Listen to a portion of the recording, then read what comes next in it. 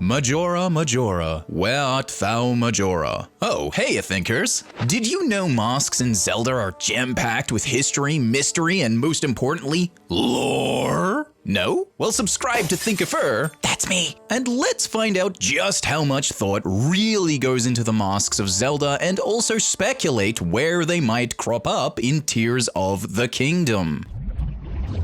Across the lands of Hyrule, its history in the Zelda timelines, we have always come across masks in one form or another. Some of the most notable being masks seen in Ocarina of Time with the Keyton Mask, which is a portrayal of the Japanese kitsune fox, a yokai animal spirit. And in other places like Majora's Mask with the fierce deity mask, Majora's Mask, and all kinds of other transformation masks and other masks found within the game. But what's more striking is that Breath of the Wild also has masks, and no, I'm not just talking about the masks we can get from the amiibos or DLC, but the Koroks and the leaf masks with their various but highly distinctive facial expressions. Ah, they're so cute and funny, I stinking love these little forest yokai teddy bears. The funny thing is, every mask we can find traces back one way or another to Japanese culture, and I can tell you, oh, there's a lot of cultural significance with masks in Japan.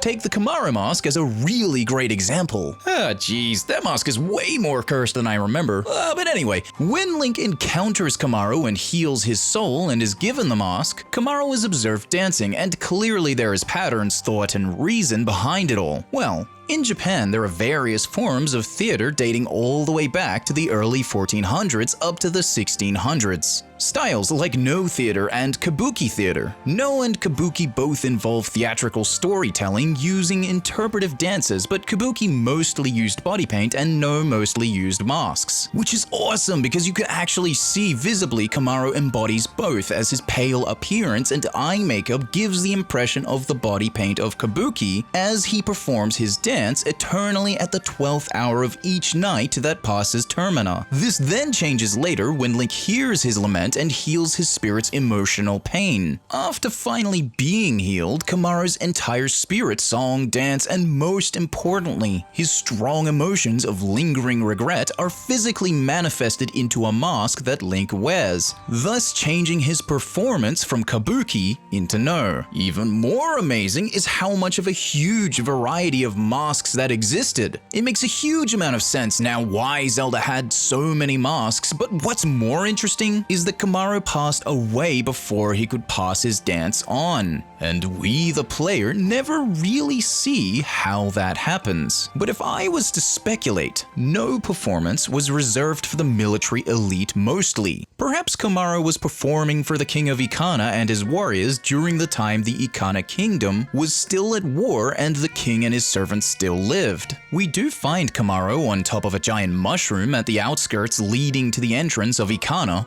It's a stone. Thinkafurr. But it is some ways away. But let's tuck that speculation away for the comments. In Majora's Mask, each mask contains the spirit of an inhabitant of Termina, and when worn, the wearer takes on the physical form of the spirit and are granted the use of that spirit's powers. In a No performance, masks are said to have qualities that are, in one sense, spiritual. The folklore behind each mask tells stories of each mask containing a spirit with a strong emotion, and each mask is capable of showing various emotions very strongly. When covering the mask of the Hanya, we can see on one side its eyes portray sadness, then after uncovering it, anger. Other parts of folklore suggest that a No practitioner is said to become possessed by the emotions of the mask and is controlled by no one whilst the actor is acting out that mask's character. Critical thinking here, but maybe what these tales really meant is that the No performer attempted to separate their sense of self as they stared into the mask to get closer to that mask's emotion prior to acting them out. Like a method actor trying to live, breathe, and think like the character they are trying to portray. Staring into the mask before a performance, the actor attempts to separate their sense of self to allow the mask's emotions to consume them.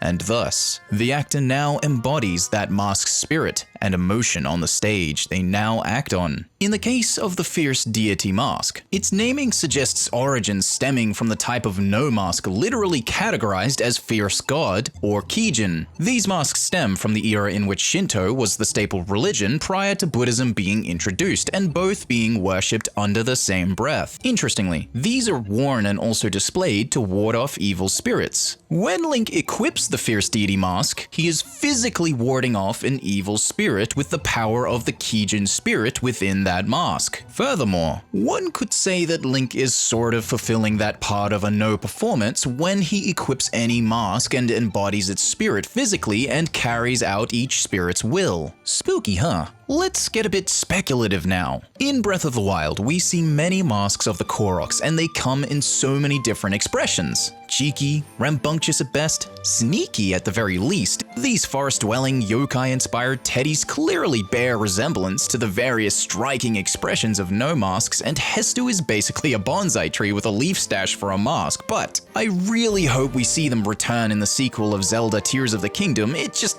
wouldn't feel right. Also, what I wouldn't give to see a cameo of Kamaru's dance someplace as a street performance and a return of masks as a part of the plot. I'd love it if there was something similar to Majora's Mask where completing a side quest either involved a mask or rewarded the player with one. Part of what made Majora so good was how detailed the characters of the world were, and they really grew on you as you played. Anyway, that's probably all I can fit for today's video. Give me your thoughts and feelings and interpretive dances down below in the comments, thinkers. Thinkers, if you enjoyed this video, let me know your thoughts in the comments below and hit that like button and subscribe.